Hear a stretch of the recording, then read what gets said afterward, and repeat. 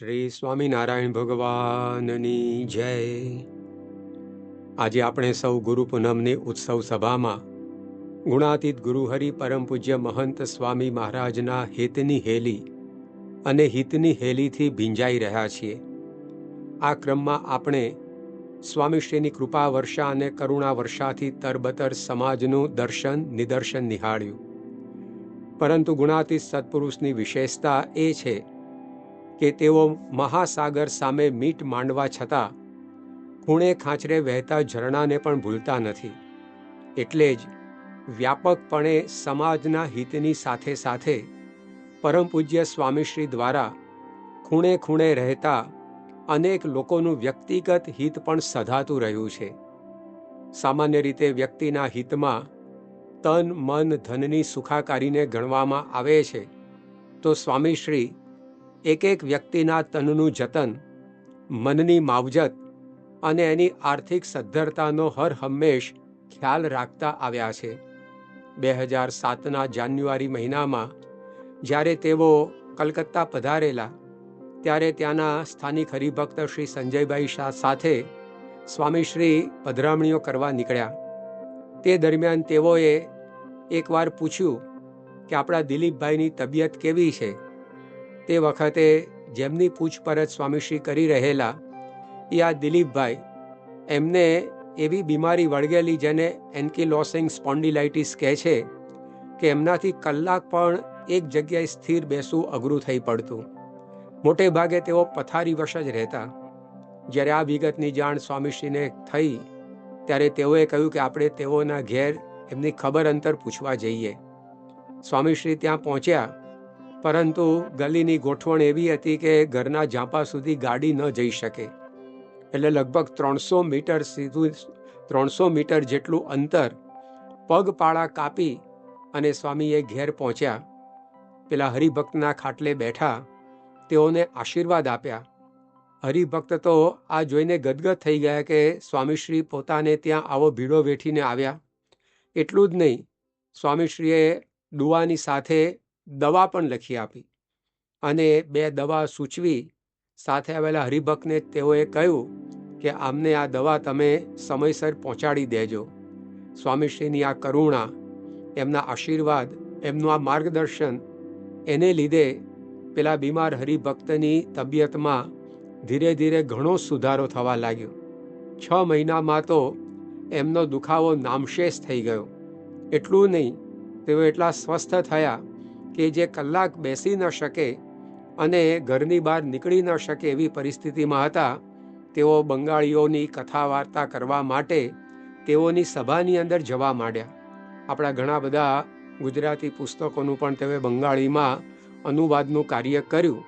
તો આવી રીતે વ્યક્તિના તનનું જતન એ સ્વામીશ્રી પોતે આ રીતે હંમેશા કરતા હોય છે।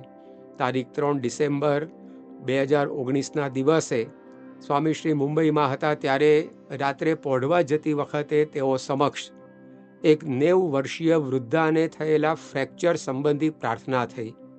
સ્વામીશ્રીએ એ માટે આશીર્વાદ તો આપ્યા, પરંતુ સાથે સાથે ભલામણ કરી કે દરેકે વૃદ્ધોનું ધ્યાન રાખવું જોઈએ।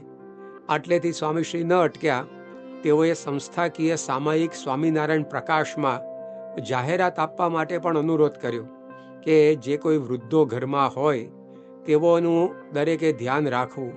તેઓ આ રીતે બાથરૂમ વગેરેમાં જાય ત્યારે ત્યાં લપસી ન પડે, એમને કોઈ ઈજા ન પહોંચે એ પ્રકારની ગોઠવણ કરવી। તો સ્વામીશ્રીના જીવનની અંદર આપણે જોઈએ છીએ કે વ્યક્તિગત ધોરણે દરેકના શરીરની સુખાકારી એની હંમેશા તેઓ ચિંતા કરે। જેમ શ્રીજી મહારાજ માટે લખાયું છે કે જેમ જનની જાળવે બાળ, એમ જતન કરે છે દયાળ। એ રીતે સ્વામીશ્રી પોતે વર્તે છે, એમાં સ્વયં પોતાના તનનું જતન વિસરી જાય। જ્યારે તેઓ 9 ડિસેમ્બર 2014ના રોજ ભરૂચમાં હતા, ત્યારે ત્યાંના અગ્રણી હરિભક્ત મોતીભાઈ પટેલની તબિયત અત્યંત નાદુરસ્ત હતી।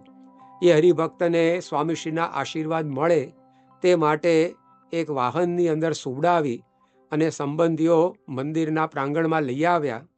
મોહન સ્વામી મહારાજને આ ખબર પડી, તેઓ પોતાના ઉતારામાંથી બહાર આવ્યા, વાહન સુધી પહોંચ્યા એટલું નહીં, 81 વર્ષની ઉંમરે તેઓએ વાહનમાં વિના કોઈ પગથિયે સહારે ચડીને અંદર જઈ હરિભક્તને મળ્યા. એ હરિભક્તને નીચા નમીને પગે લાગ્યા અને તેઓની સુખાકારી વાંછી. તો આ રીતે તનનું જતન એ હંમેશા સ્વામીશ્રી વ્યક્તિગત રીતે પણ સૌનું કરતા રહ્યા છે. એથી આગળ આવે છે મનની માવજત. મનનો મામલો ઘણો ગંભીર હોય છે, જે ગમે તેવા સશક્ત વ્યક્તિને પણ તોડી પાડે છે, ભાંગી પાડે છે.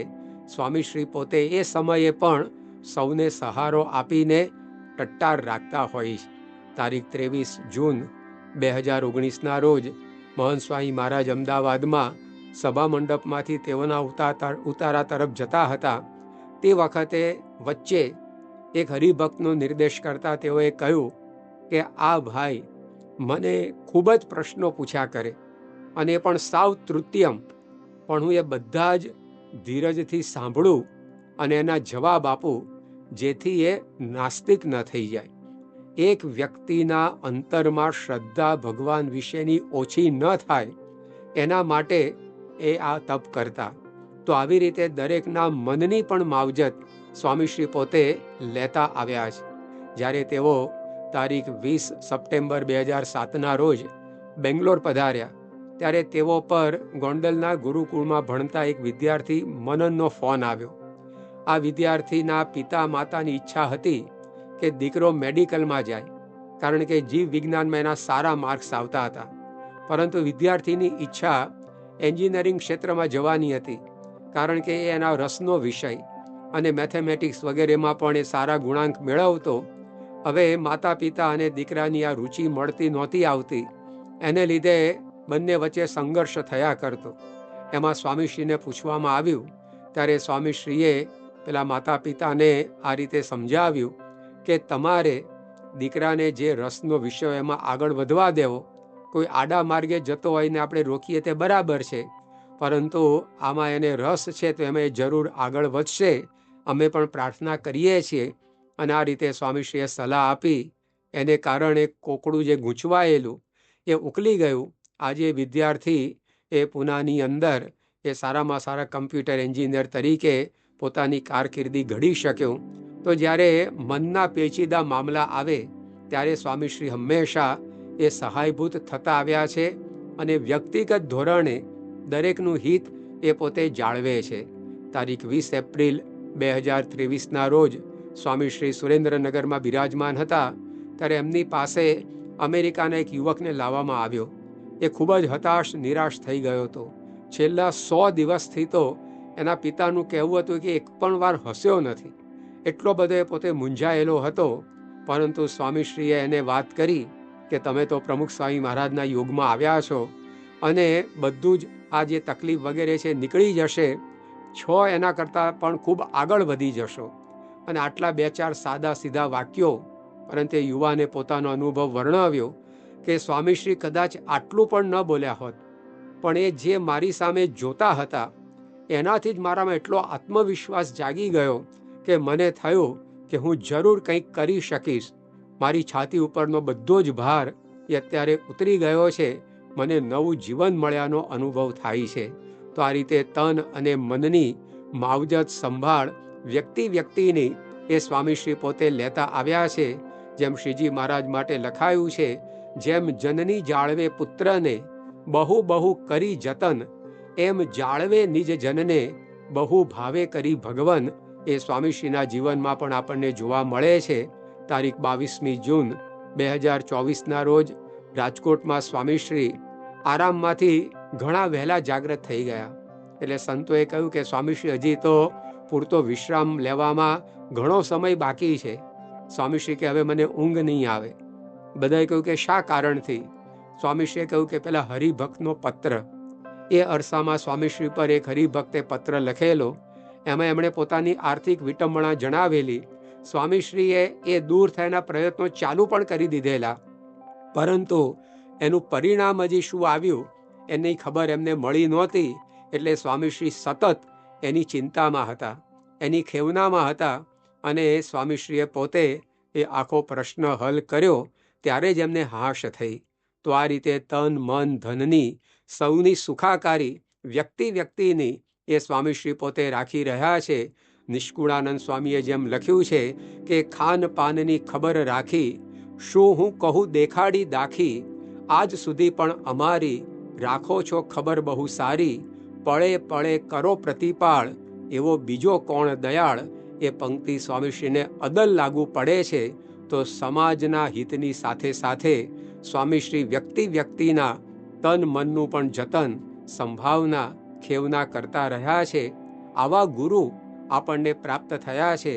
એના હેતુ વિનાના હેત અને હિતની હેલી એ આપણા ઉપર અખંડ વરસી રહી છે. એ જ આપણું પરમ સૌભાગ્ય છે. આવા ગુરુને આપણે વિશેષ ને વિશેષ રાજી કરી શકીએ અને એમની પ્રસન્નતા મેળવી શકીએ, એ જ એમના ચરણોમાં પ્રાર્થના. શ્રી સ્વામિનારાયણ ભગવાનની જય.